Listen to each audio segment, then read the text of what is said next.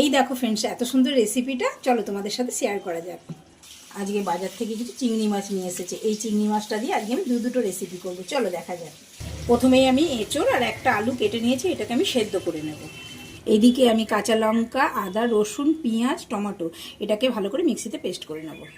তেল গরম হয়ে গেছে, এবার আমি চিংড়ি মাছ দিয়ে এইবার সামান্য পরিমাণ নুন আর হলুদ দিয়ে চিংড়ি মাছগুলো খুব ভালো করে ভেজে নেব।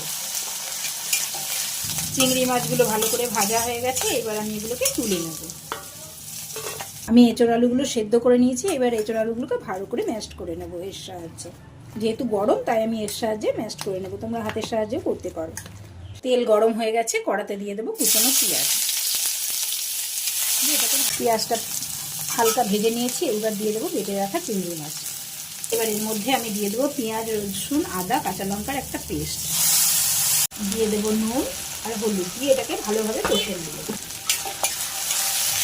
মশলাটা ভালো করে কষানো হয়ে গেছে, এবার দিয়ে দেবো সেদ্ধ করে রাখা এঁচোড় আর আলুটা। দিয়ে দেবো একটু গুঁড়ো গরম মশলা, কালারের জন্য দেবো একটু কাশ্মীরি লঙ্কার গুঁড়ো। এটাকে ভালো করে কষিয়ে নেব। এটা দেখো খুব ভালো করে টানানো হয়ে গেছে, এবার আমি এটাকে নামিয়ে ঠান্ডা করে নেব। একটু তেল মাখিয়ে নেব। এবার এগুলো হাতের সাহায্যে গোল গোল করে নেব, আর এর মধ্যে দিয়ে দেবো একটা করে চিংড়ি মাছ।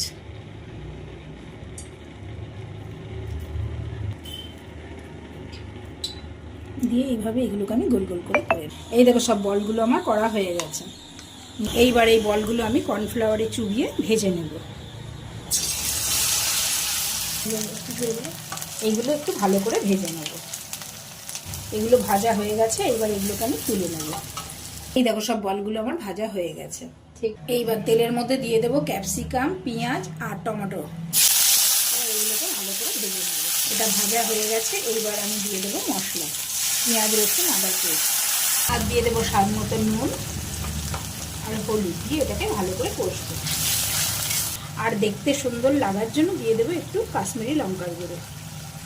যেহেতু এটা একটু ঝাল ঝাল মিষ্টি মিষ্টি হবে, তাই জন্য আমি একটু মিষ্টি দিয়ে দিয়েছি। এটা কষানো হয়ে গেছে, এবার দিয়ে দেবো জল।